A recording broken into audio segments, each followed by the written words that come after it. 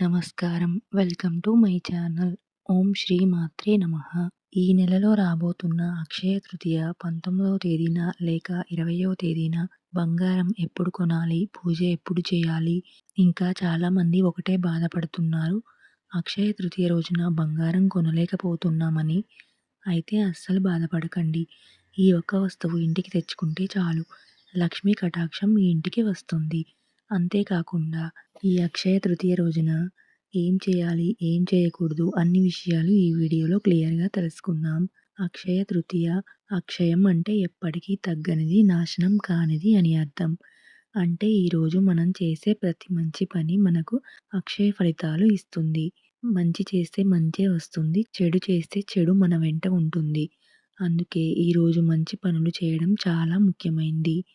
ఇంకా ఈ అక్షయ తృతీయకి చాలా ప్రత్యేకతలు ఉన్నాయి. ఈ రోజే శివుడి అనుగ్రహంతో కుబేరుడు సంపదల అధిపతిగా అయ్యాడు అని చెప్తారు. అలాగే మహాలక్ష్మిని శ్రీ మహావిష్ణువు వివాహం చేసుకున్న రోజు కూడా ఇదే. సింహాచలం అప్పన్న స్వామి నిజరూప దర్శనం కూడా ఈ రోజే జరుగుతుంది. అన్నపూర్ణాదేవి అవతారం తీసుకున్న రోజు, పాండవులకు అక్షయ పాత్ర వచ్చిన రోజు కూడా ఇదే రోజు.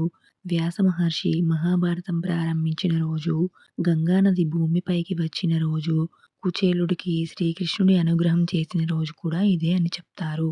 ఇలా ఎన్నో విశిష్టతలు ఉన్న ఈ అక్షయ తృతీయ 2026లో ఎప్పుడు వస్తుందో ఇప్పుడు చూద్దాం. తదియ తిథి ఏప్రిల్ 19 మధ్యాహ్నం 1:27 ప్రారంభమై ఏప్రిల్ 20 ఉదయం 11:05 వరకు ఉంటుంది.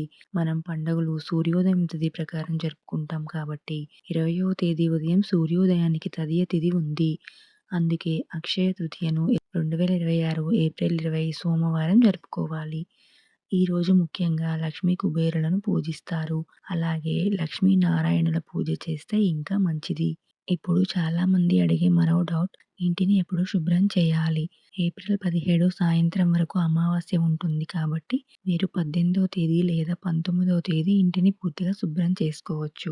ఒకవేళ కుదరకపోతే అక్షయ తృతీయ రోజున కూడా శుభ్రం చేసుకొని పూజ చేసుకోవచ్చు.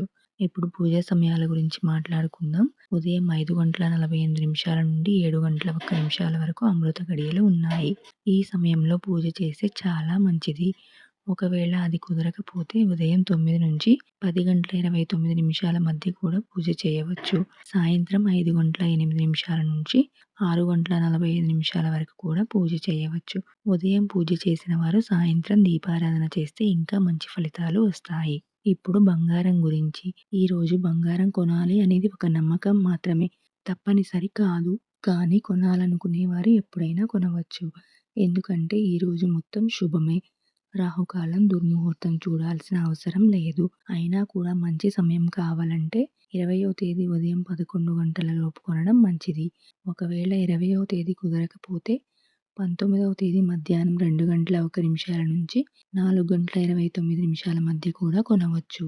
కానీ ఒక విషయం గుర్తుంచుకోండి, బంగారం కొనడం కన్నా దానం చేయడం చాలా గొప్పది.